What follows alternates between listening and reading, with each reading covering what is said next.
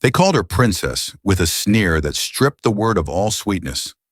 Riley Jordan kept her gaze low-cloth in hand as she wiped down the glossy lab bench for the third time that morning. Her reflection shimmered against the stainless steel, warped and silent. Behind her, laughter erupted again. "Hey, Princess," came the familiar voice of Logan Price, the lead engineer. His tone dipped in mockery. "You missed a spot, or is that part of your advanced cleaning strategy?" No one corrected him. No one ever did. It was a Friday morning at Orion Aerospace's Experimental Propulsion Lab in Austin, Texas. Inside the heart of the lab, a towering, dust-covered $60 million jet engine sat dormant like a god no one could wake. A decade had passed since it last turned. No one had cracked its failure. The room held its breath every day while men in lab coats tossed jargon like grenades, arguing theories, running diagnostics, and walking away defeated. But today, as always, Riley was invisible, except when they needed someone to belittle. She tightened her grip on the cloth and continued wiping, just as she always had every weekday morning at 7:30 a.m. She'd done this job ever since her father was forced into early retirement after an incident that everyone knew wasn't really about safety violations, it was about speaking out. Her dad, Harold Jordan, had worked custodial maintenance at Orion for 17 years. One complaint too many about racial jokes in the break room, and suddenly he was a liability. So Riley stepped in. Not because she loved cleaning, but because someone had to pay the bills. Because she'd grown up in a garage beside her grandfather, Ed Jordan, an old war vet and airplane mechanic who taught her not just how engines worked, but how to listen when machines whispered their pain. Still in this lab full of engineers with Ivy League degrees and sharp suits, Riley was just the girl with a mop.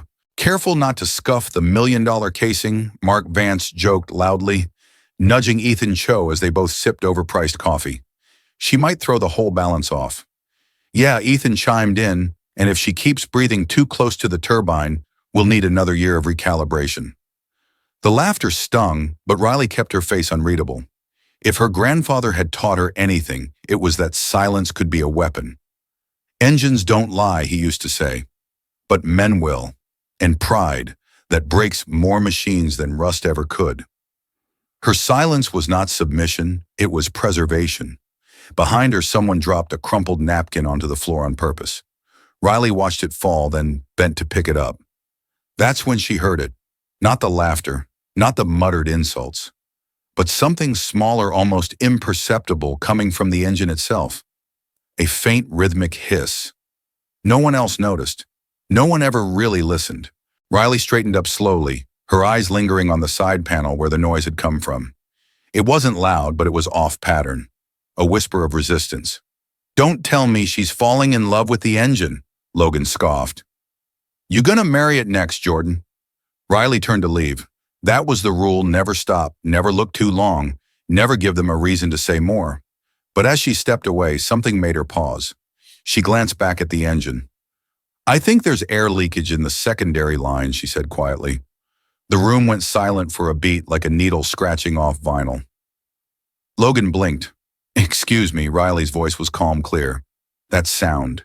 It's a subtle venting rhythm, not a pressure release. That's air escaping. Secondary intake line, maybe a misfit valve." There was a full 5 seconds of stillness before the engineers exploded in laughter. "Oh, she's diagnosing now," Mark clapped. "Someone get her a lab coat."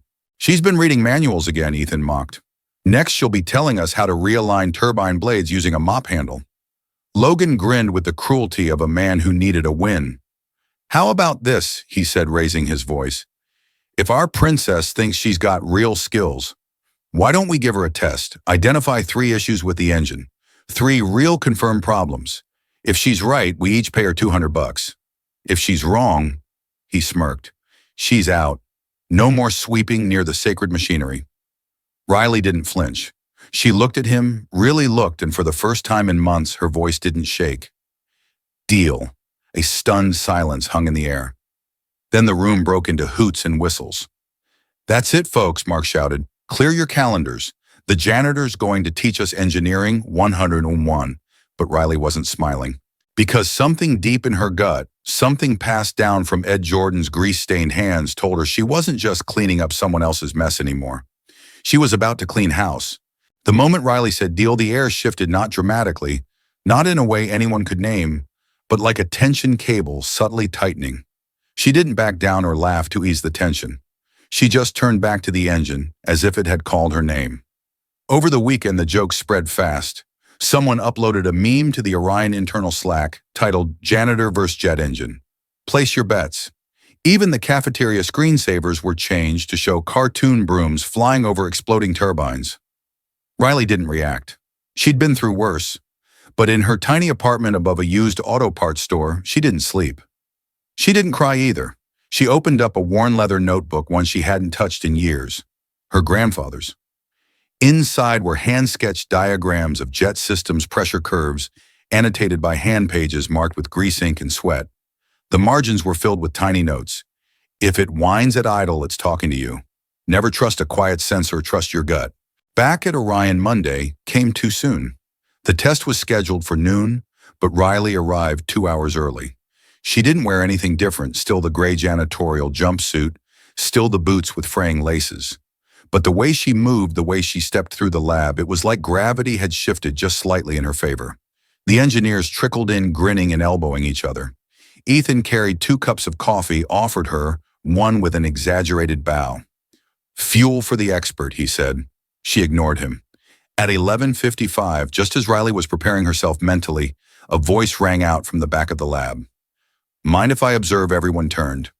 An older man in a brown blazer, white hair tucked neatly under a navy blue Orion cap, stood at the threshold. His presence silenced the room. It was Daniel Shaw, the retired chief systems engineer, a legend in the aerospace world. The man who'd once diagnosed a satellite gyro malfunction from just listening to a tape. Mr. Shaw. Logan stepped forward, suddenly professional. What an honor, of course, but this is just a bit of fun. The janitor got a little. Shaw held up a hand. I heard about the bet. I'd like to watch. His eyes landed on Riley, calm and curious. What's your name? Riley Jordan, she said quietly. Shaw blinked. Jordan? Ed Jordan's granddaughter. A hush fell over the room. Riley nodded. You knew him. Knew him, Shaw let out a small chuckle. Ed taught me everything I didn't learn in engineering school. Man could listen to a jet engine and tell you its blood pressure. He stepped fully into the lab now. If you have half his instincts, these boys better buckle up. That was the last laugh Logan would allow. All right, he snapped. Let's not turn this into a movie. Go ahead, Jordan. Show us what you've got. Riley didn't hesitate. She walked straight to the engine like she was approaching an old friend who hadn't spoken in years, but had waited just for her. Her hands didn't fumble. Her eyes scanned each bolt vent panel. Then she bent slightly and pressed her fingers to the casing lightly, like a musician testing an instrument's tension. Everyone watched. The energy had changed. The bet no longer felt like sport. It felt like something more dangerous, something real. You hear that, she said suddenly, pointing to a faint vibration near the coolant valve. The second line pump is misfiring. Not failing. Misfiring once every 4th cycle. It's been bleeding energy in a pattern no one caught. Coincidence, Logan muttered. But no one echoed him. Riley turned slowly, fingers brushing another section. And here she continued, voice calm but firm. You're getting skewed pressure readings because the altitude calibration is set for sea level. We're 680 feet above it. That tiny mismatch is throwing off every reading downstream. Shaw raised his eyebrows. That explains a lot. Riley straightened and looked at the whole room. Not defiant, not smug. Just steady. I'm not guessing, she said quietly. I've listened to this engine for 2 years while you all argued over charts, and for the first time no one laughed. Logan crossed his arms, trying to disguise the twitch in his jaw. Fine, that's 2 guesses, he said sharply. You still need a third. But no one echoed his sarcasm this time. Riley didn't respond. She stepped to the left, kneeling beside the control interface. Her fingers hovered over a tangle of wires and sensor, her head tilted, like she was listening to something none of them could hear. This, she said after a pause, is where the real problem is. Everyone leaned in a mix of curiosity and disbelief, tightening the air. You installed a next-gen monitoring system, Riley began, her voice even, but never configured it to the specific signature of this engine model. It's been reading ghost data for years. All your diagnostics have been built on false assumptions. That landed like a thunderclap. Brad, the systems analyst who had once boasted about designing the interface himself, blinked. That's not, he stammered, then stopped. Because even he knew she was right. Shaw stepped forward now, his tone less amused, more intrigued. Can you show us? Without hesitation, Riley reached into the panel, adjusted a sequence of parameters, and reset the baseline. The monitors flickered. Then, for the first time in over a decade, they stabilized clean, green, and alive. A low gasp rippled through the room. Pressure normal, someone whispered. Heat levels steady. Riley stood up slowly, brushing dust from her knees. You were watching numbers you didn't understand because the machine was trying to speak a language you never bothered to learn.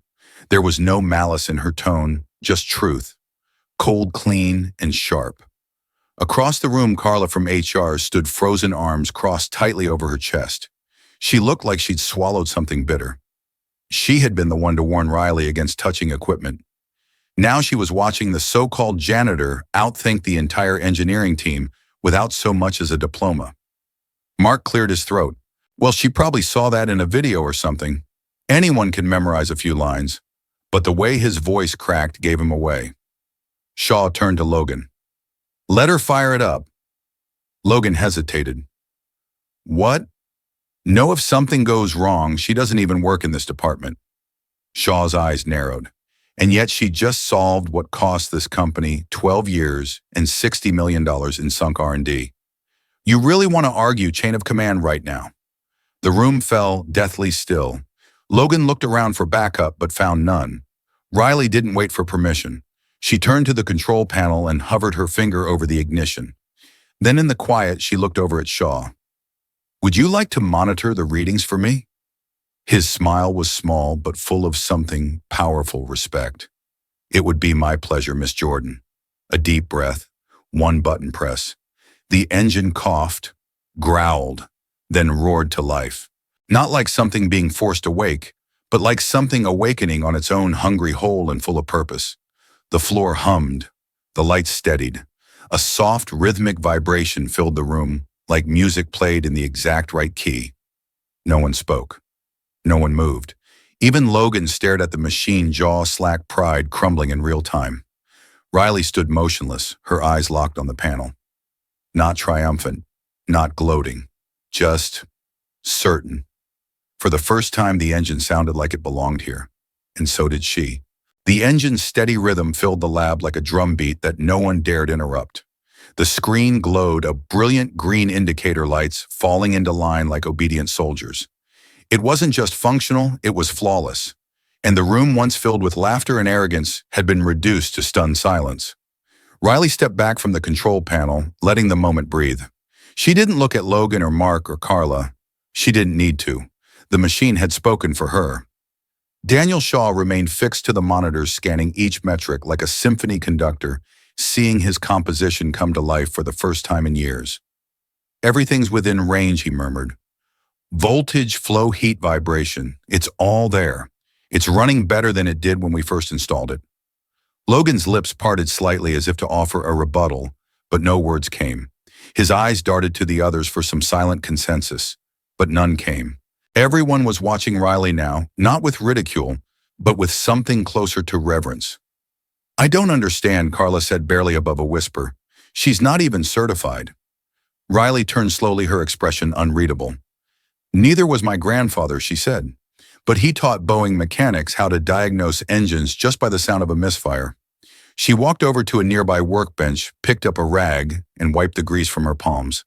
It was a small, quiet movement, but it landed with more force than any mic drop. Ethan, for once, didn't have a joke to follow it up with. His face had the look of a man trying to figure out how reality had shifted under his feet without warning. Then came Amanda Foster, the marketing director, who had once led the Janitor meme campaign on Slack. She stepped forward, a practiced corporate smile already forming.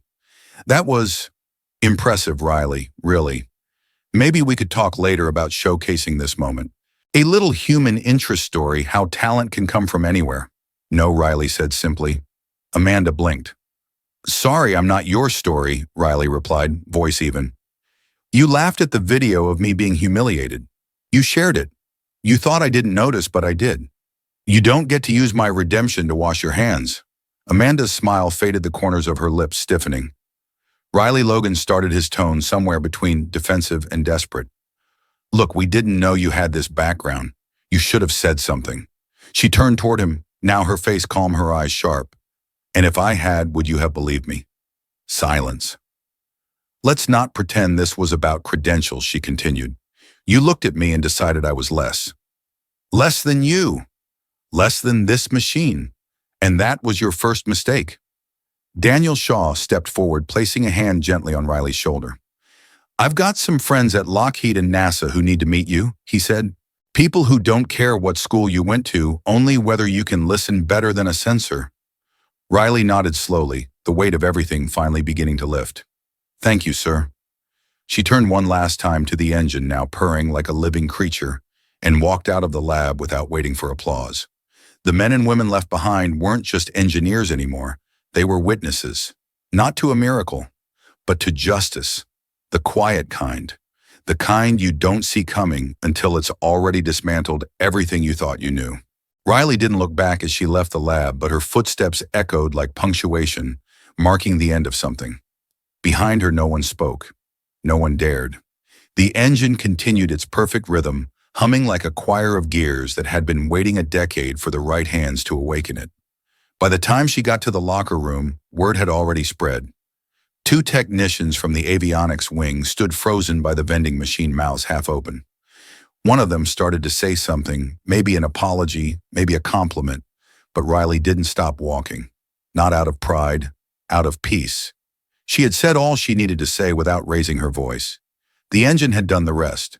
But justice has a longer reach than just one room. The following morning, Riley received a formal email, not from HR, but from Orion's executive board. Effective immediately, it read, "You are being transferred to a newly created advisory position in our propulsion diagnostics division." She read the line twice, barely breathing. The subject line said, "Consulting Engineer." Beneath it, Department Advanced Systems Recovery. She didn't reply right away. She just stared at the screen, her fingers hovering above the keyboard. Somewhere in the background, the apartment's old radiator hissed softly, almost like an engine exhaling. Maybe she thought even metal knows when something is finally aligned. Across the city, the men who had tried to bury her with mockery were facing a very different kind of reckoning. Logan Price was summoned to a closed-door review with Orion's oversight committee. It didn't go well. His failure to detect basic configuration errors combined with his documented record of harassment resulted in immediate termination. Word spread quickly. Mark was reassigned to a remote facility in Nevada, stripped of his project lead status.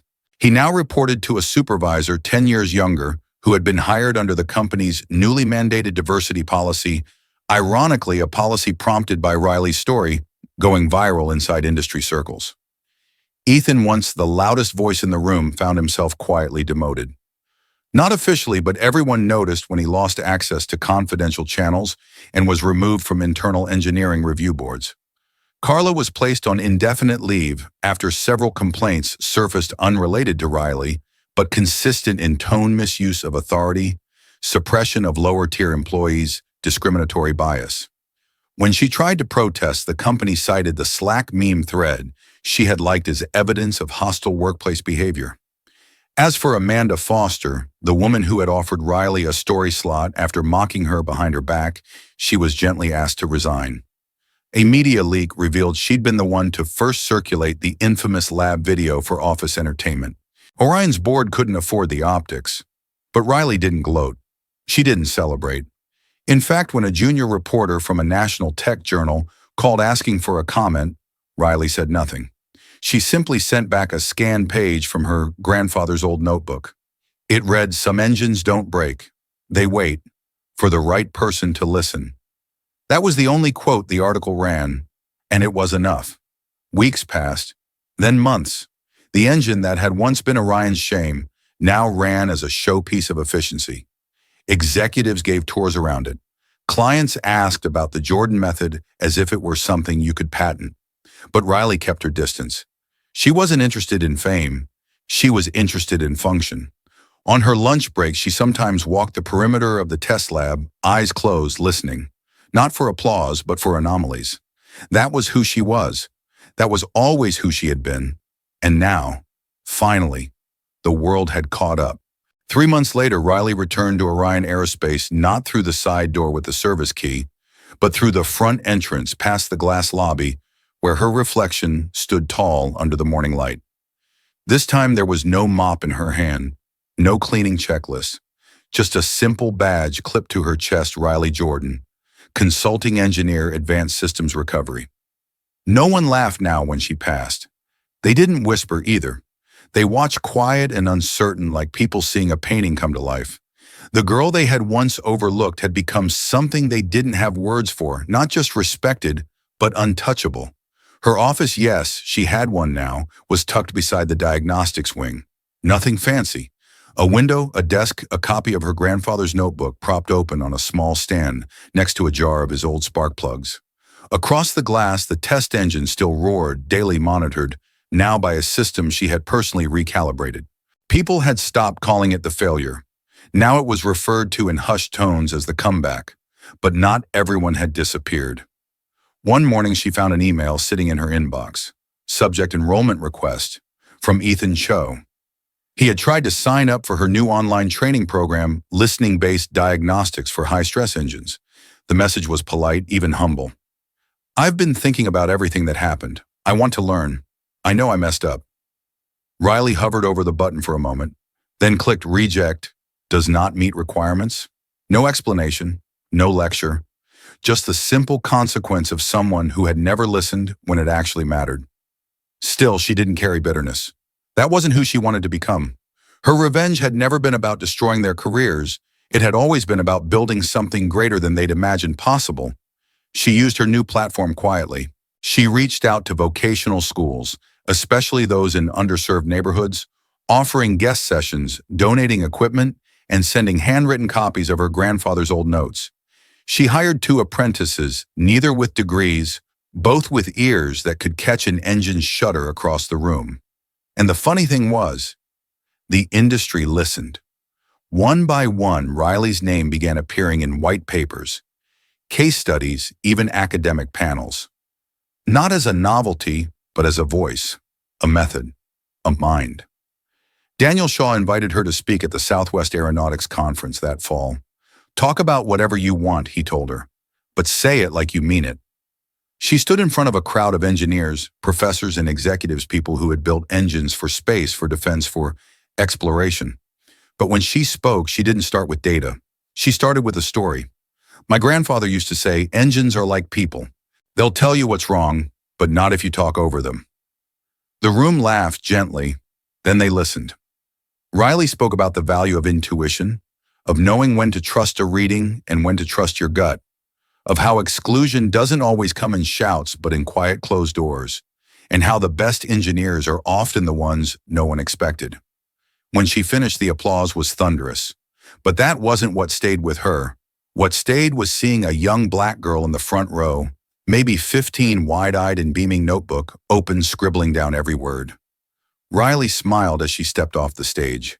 She didn't need a trophy or a headline. That moment, that one girl, was the legacy she was really building. Because some engines don't run until the right person listens. And some hearts don't either. After the conference, Riley stayed behind, letting the room empty around her. The lights dimmed slowly, casting long shadows over rows of folded chairs. She stood at the edge of the stage, fingers resting on the podium like it was the hood of an old engine. Something solid, something that had carried her weight when everything else gave way. She didn't need to say anything more that day, but in her heart she could still hear her grandfather's voice. Let the work speak louder than your words, girl. The world already talks too much. So she packed her things quietly and left through the back exit, avoiding the crowd and their congratulations. That wasn't her style. It never had been. Outside, autumn had begun to settle in. The air was sharp but calm, like the pause after ignition when everything holds its breath. Riley drove home in silence, windows cracked just enough to let the wind carry the hum of the road into the car. Even that sound, steady tires against asphalt, was something she understood, something she could feel in her bones. At home, she climbed the narrow stairs to the apartment above the old parts store, where life had once felt too small. It didn't feel that way anymore. The space hadn't changed. She had. On the wall above her desk hung a single photograph, Her grandfather, Ed Jordan, standing next to a B-52 engine, one hand on the casing, the other wrapped around a young Riley's shoulders. Beneath it, she'd mounted the original brass nameplate salvaged from the Orion test engine. It read, "Restored by R. Jordan, Intuitive Diagnostics Lead." She hadn't asked for it. Someone in the lab had done it quietly and anonymously a few weeks after she started her new role. She never found out who, but she didn't need to. The gesture said enough. Later that night, she pulled out the leather-bound notebook again, the one that had traveled through 3 generations of hands and thousands of hours of grease and grit. On a blank page, she began to write not notes, not schematics, just thoughts. "Engines don't break by accident," she wrote. "They break because we ignore what's inconvenient to hear. People do too." She paused, then closed the notebook. She didn't need to finish the sentence. The next morning, Riley walked through the Orion labs, not as a guest, not as a curiosity, but as a leader. The hallway chatter quieted when she passed, not out of fear, but out of something new: respect. Amanda Foster now worked at a regional accounting office, answering phones in a cubicle that faced a wall. Mark Vance was on a performance improvement plan, monitored closely by a junior team lead half his age. Ethan tried to launch a freelance consulting firm, but no one wanted the man from that video. And Logan. No one knew where he landed. Rumor had it he was working at a service center in Arizona, adjusting to a life without authority. Riley didn't take pleasure in their downfalls. That wasn't her way. Her revenge was quieter. It lived in every perfectly calibrated sensor, every silent engine that no longer shook, every mechanic who realized you don't need a PhD to be brilliant, you just need to listen. 6 months after the bet that changed everything, Daniel Shaw invited her to a private dinner. As they sat across from each other at a quiet table near a hangar airstrip, he raised his glass and said, "Ed would have been proud." Riley looked down at the small pendant she wore every day, a round silver locket with a photo of her grandfather inside. She touched it gently, her smile soft but sure. "He already was," she said. And outside, beyond the windows, a jet lifted off the runway, its engines roaring into the dark, steady and strong. If this story touched something in you, if it reminded you that real talent doesn't always wear a title, please consider subscribing to our channel. We share stories that shine a light on dignity, justice, and the strength it takes to rise above silence. Thank you for watching. We'll see you in the next one.